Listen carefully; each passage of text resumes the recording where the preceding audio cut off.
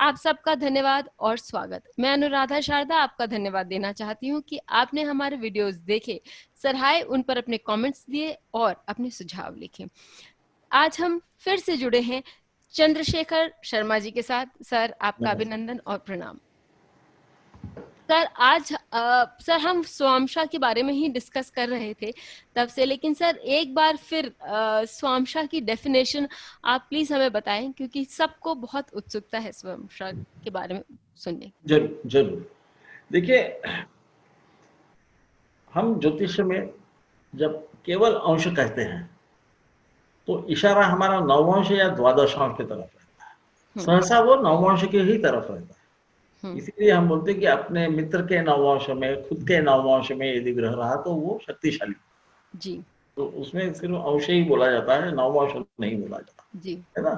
तो ये पहले हम समझ गए। अब ये स्वांश क्या बला है, तो इसका संबंध चर कारकों से है।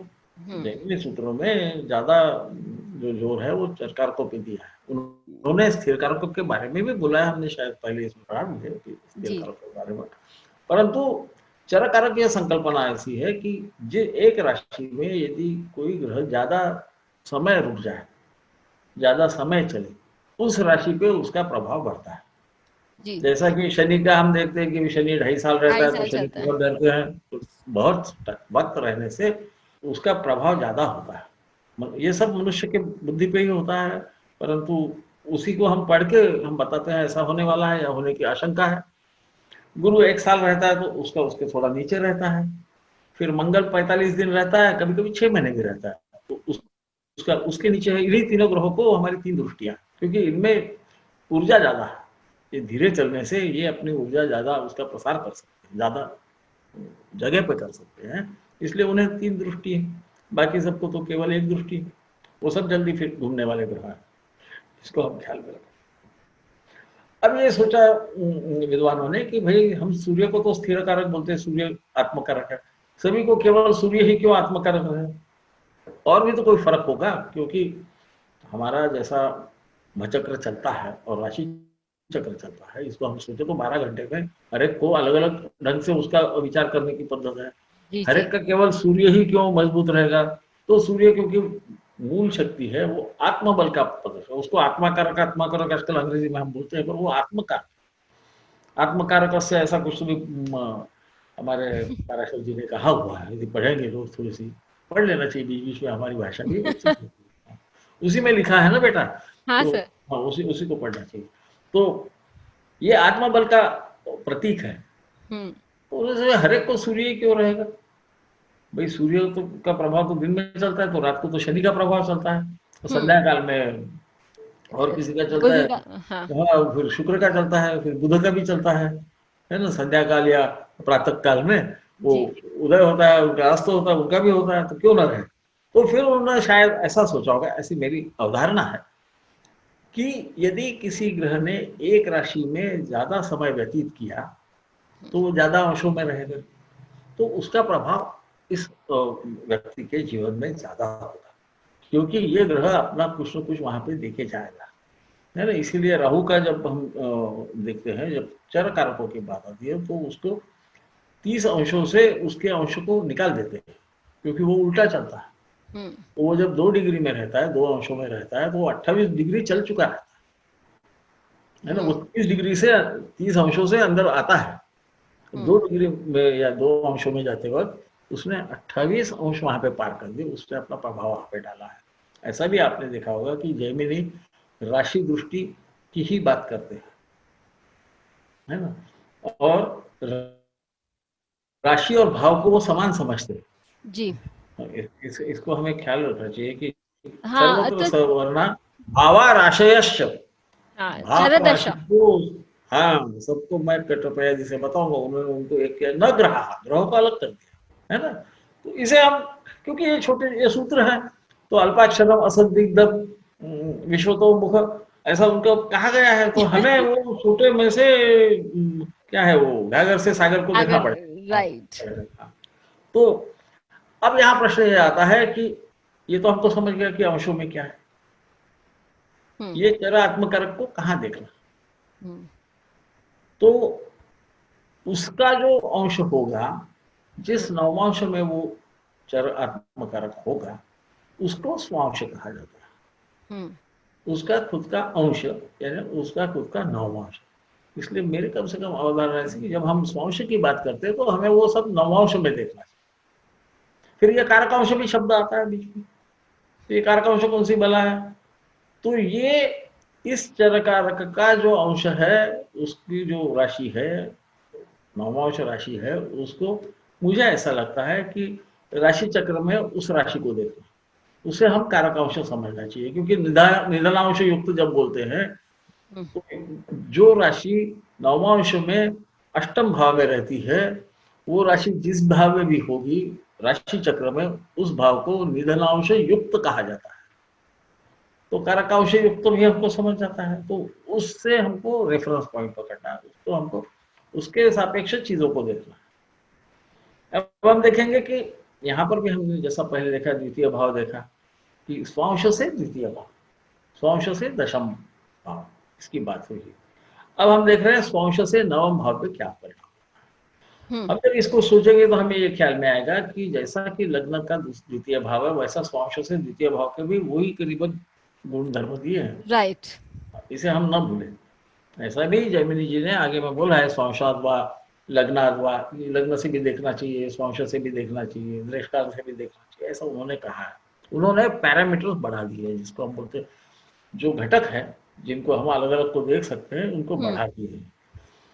ये चर आत्मकारक का ऐसा कि ऐसा समझ लीजिए कि सूर्य तो आपको निर्बल दिख रहा है तो एक किसी के जो राशि चक्र में, परंतु फिर भी उसका आत्मबल कोई कम नहीं है। तो फिर आप चर आत्मकारक को देख लीजिए कि वो तो नहीं है शक्तिशाली, क्योंकि ये उसको सहारा दे देगा। वो सीमेंट में नहीं, वो लोहा डाल दिए तो सीमेंट भी तगड़ा हो जाता है। हाँ। तो हाँ, उसे वो दिखता भी नहीं है, तो इसलिए हम चरण आत्मकारक की सहसा बात नहीं कर पाते, ज्योतिष में नहीं करते। हाँ, परंतु इसका ये काम है कि ये और एक आपको मुद्दा दिया है जी, है ना। तो इसलिए ये चर कारक है, उसमें भी जैसा चर आत्मकारक है, अमात्य कारक है, उसी पद्धति से चलता है। ये एक और एक नजरिया दे दिया देखने का।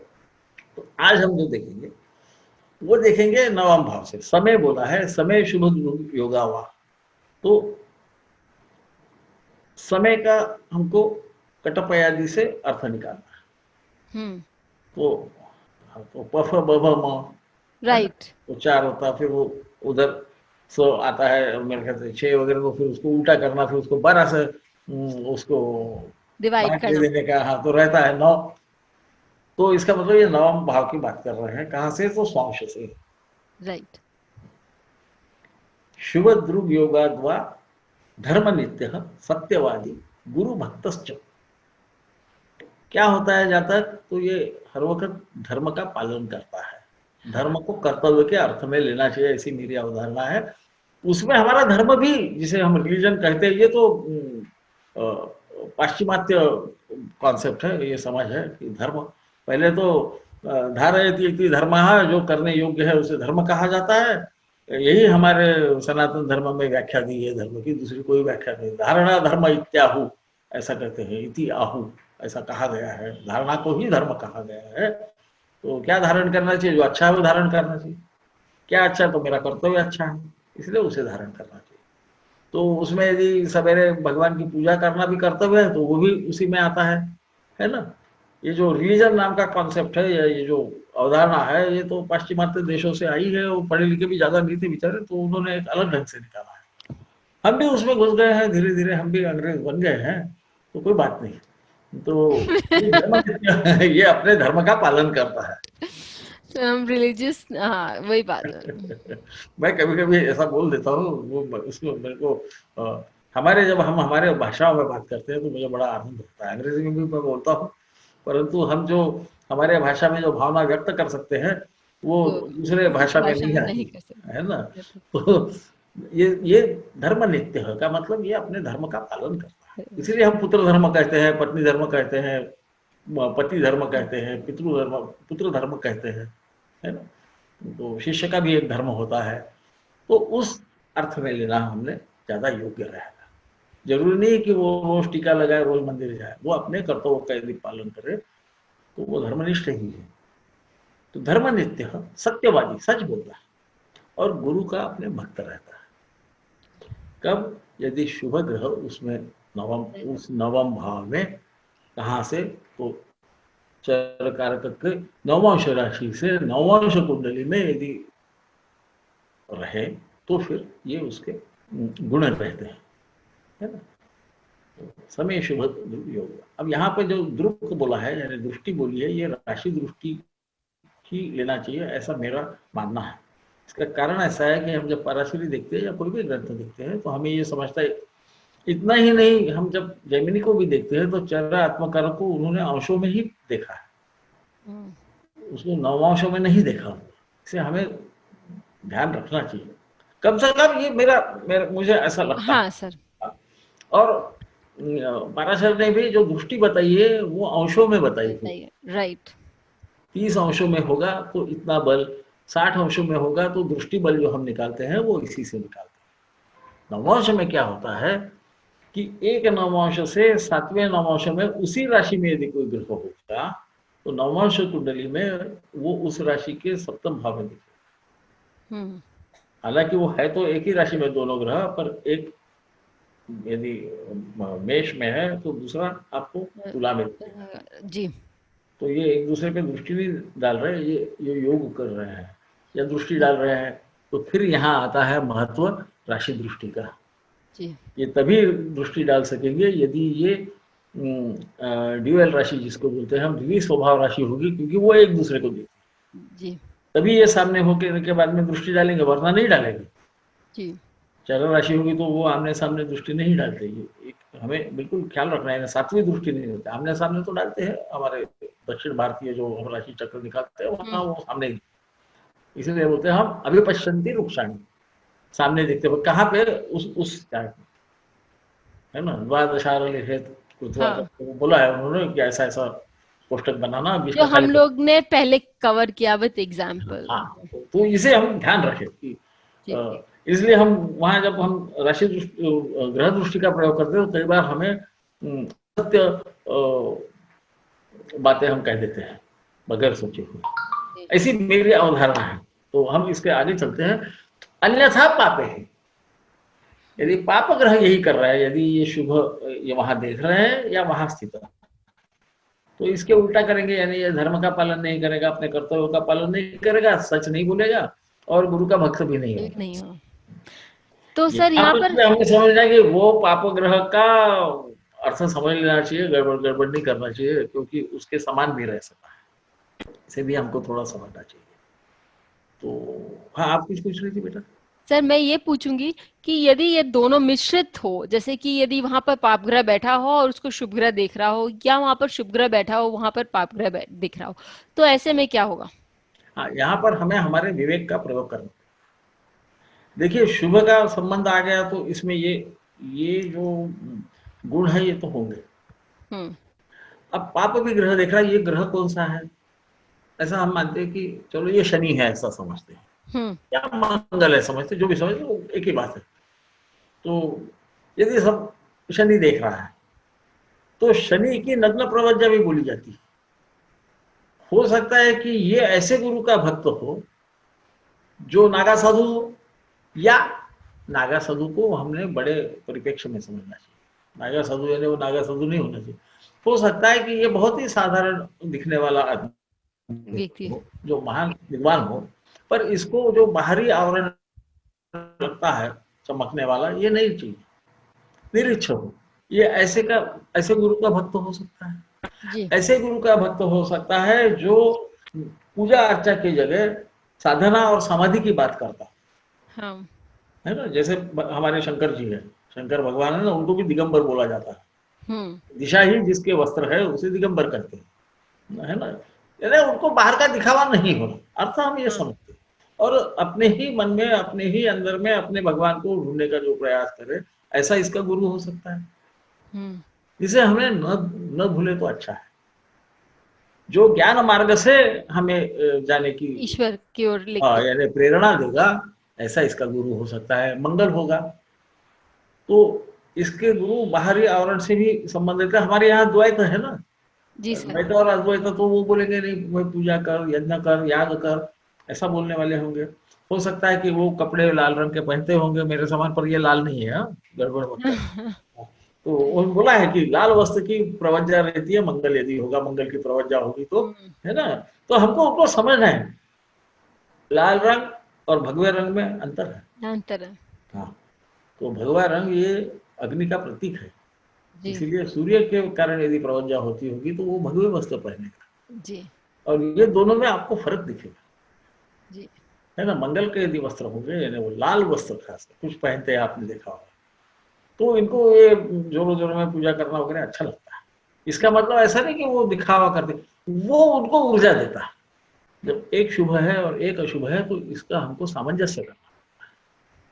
ऐसा कहा गया है कि मतभेदे बुद्धि नाम तो ज्योतिष वेदी के तथा, मतभेद होते हैं, हाँ, तो जो काम करता है उसी को ग्राह्य करना चाहिए, इसका मतलब उसका सामंजस्य। जी सर। तो ये थोड़ा समझने में कठिन लगता है, पर ये कठिन नहीं है। हम जैसा देखते जाएंगे तो हमको समझेगा कि ये बहुत आसान चीज है। जी सर। थोड़ा सा विवेक का प्रयोग कर लेना, है ना, क्योंकि अन्यथा पापे का मतलब वो सिर्फ पाप ग्रह होना चाहिए, फिर शुभ का कोई संबंध नहीं होना चाहिए, है ना। तो जब आपका बिल्कुल अच्छा प्रश्न था कि यदि दोनों हो तो क्या होगा, तो हमें इनको दोनों को मिश्रित करके, और मुझे पूछिए तो मैं बोलूंगा कि उसके नवम भाव को राशि चक्र में भी देखो कि उसको कुछ सपोर्ट मिलता है, उसको कोई सहारा मिलता है क्या, तो इससे हम और ज्यादा इसको समझ सकेंगे, है ना। और अन्यथा पापा में क्या होता है, वो ऐसे गुरु रहते हैं ना जो बेवकूफ बनाते लोगों को, हो सकता है उनकी तरफ इशारा हो, है ना। हाँ हाँ, वो भी हो सकता है जी। कि तुम आ जाओ, मैं ऐसा हाथ घुमाऊंगा, तुम्हारा सब हो जाएगा, ये फिर वो भूमंगल वो भी तो कर सकता है ना, उसमें वो भी तो शक्ति जी।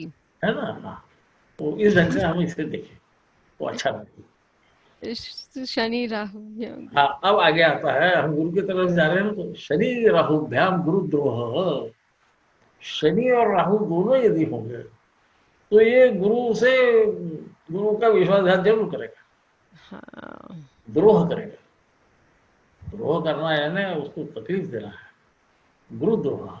क्यों करेगा भाई, शनि अकेला नवम भाव तो अच्छा समझा जाता है, स्वांश से नाम की बात चल रही है, सही है, पर लग्नाद्वा अंशाद्वा ऐसा कहा गया, तो ये सब हम लग्न कुंडली में भी देख सकते हैं। तो क्यों करेगा, क्योंकि शनि यदि अकेला रहे नवम भाव में, स्त्री जातक अभी पढ़ेंगे पाठक, अब विद्वान है, पढ़ाई होगा उन्होंने, तो ऐसा बोला है कि स्त्री जातक में नवम भाव में शनि यदि किसी की भी उस पर दृष्टि ना हो, कोई भी ग्रह उसके संबंध में न हो, तो वो प्रवज्जा धारण करने वाली स्त्री रहती है ना। प्रवज्जा धारण करना तो हमारे यहाँ सबसे बड़ा माना गया है। तो अब यहाँ क्या हो गया, और हम तो इधर बोलते हैं कि मंद सम राहु, शनि पूजावत केतु, तो ये दोनों आने से ऐसा क्यों गुरुग्रह क्यों, क्योंकि यहाँ राहु आ गया। राहु आने से, राहु क्या करता है हमें मालूम है, आच्छादित कर देता है किसी भी एनर्जी को। तो ये जो शनि का अत्यंत विचार पूर्वक कोई काम करना है, क्योंकि आपको अध्यात्म मार्ग में आगे जाने के लिए बाहरी आवरण से बाहर निकल के हमको आंतरिक आवरण में जाना है। जो शनि का स्वभाव है वो हर चीज छुपाता है, खुद को दिखाता ही नहीं है, वो अधो दृष्टि रखता है, नीचे देख के चलता है, धीरे धीरे चलता है, किसी को तकलीफ नहीं हो ऐसा चलता है ना, वो अपने में ही है। जी। राहु आ गया, राहु अब राहु ने, हाँ, ये राहु जो है ये गड़बड़ है, तो ये क्या करता है, ये उसको ढक देता है, उसका धर्म की संकल्पना ही बदल देता है। छलावा, संकल्पना बदलेगा तो इसके कर्तव्यों की संकल्पना बदलेगी। हाँ। तो सबसे बड़ा हमारे यहाँ तो हिंदू धर्म में कम से कम तो संकल्पना ये है कि हमने गुरु से कभी भी द्रोह नहीं करना, यही धर्म है ना। गुरु बोले तो भले जान दे दो, कोई हरकत नहीं, ऐसा हमारे यहाँ समझा गया है। आप उपनिषद वगैरह पढ़ोगे तो ऐसे उदाहरण दिखेंगे आपको।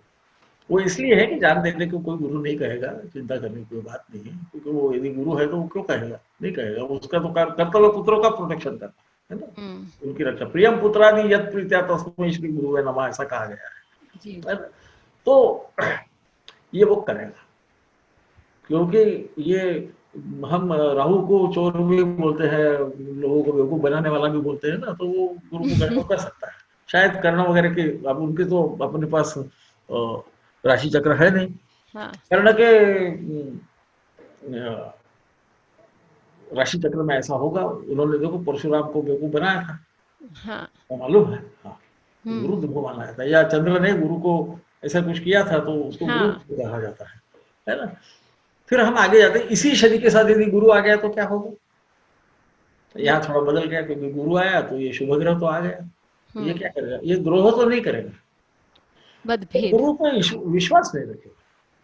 ये बुरा व विश्वास के अलग अलग अर्थ निकाले गए हैं। कुछ लोग बोलते हैं कि ये गुरु को विश्वासघात करेगा, मुझे ऐसा नहीं लगता। बुरा व विश्वास तो मेरा ऐसा कहना है, इसका गुरु पे विश्वास नहीं रहेगा। विश्वास क्यों नहीं रहेगा? भी तो हो सकता है, मतभेद क्यों नहीं रहेगा? फिर क्यों नहीं रहेगा, ये आ ही गया, क्योंकि ये विचार करने वाला ग्रह शनि बैठा है। शनि गुरु एक साथ रहे तो जो न दिखने वाला भगवान है, अदृष्ट जो है, इसके तरफ वो ज्यादा आकर्षित होता है।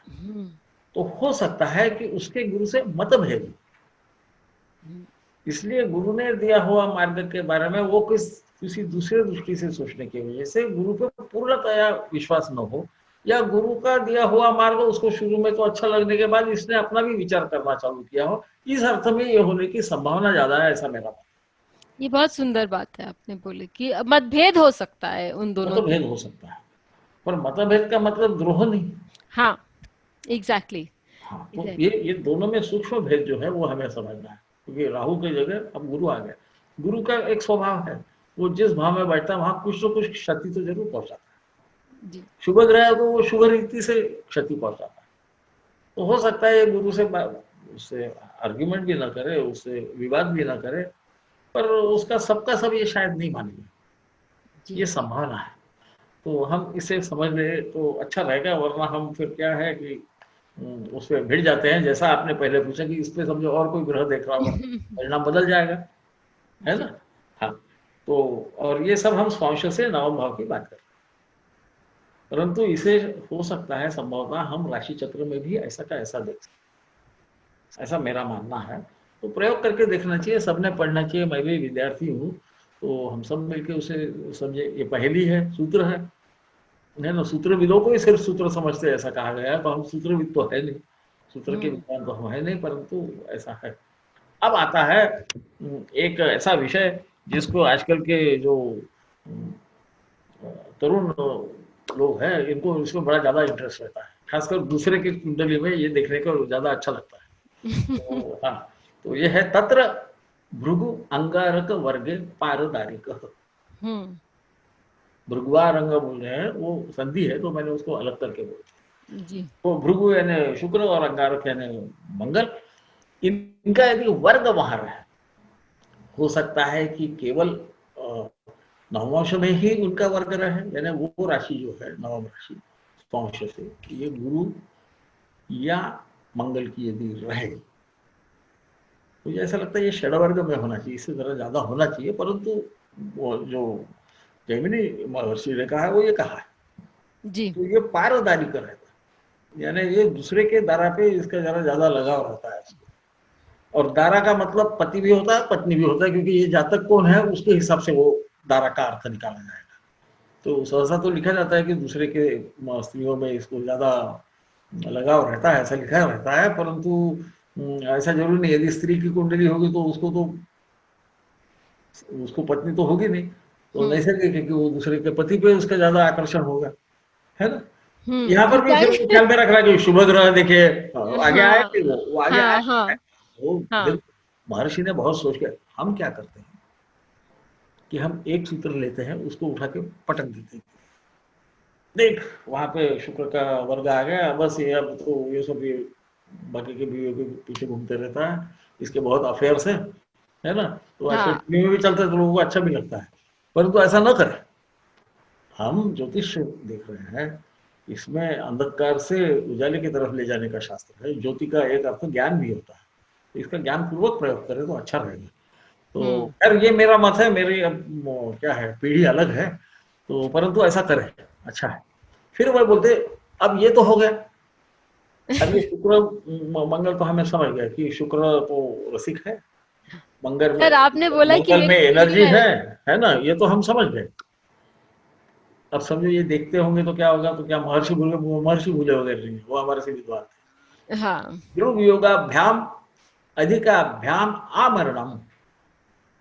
यदि ये देखते हैं या ये वहां स्थित है इस नवम भाव में, कहां से, तो नवमांश में चर कारकांश के अंश से नवम नवम भाव में, के हाँ। नवमांश कुंडली में यदि ध्रुव या योग होगा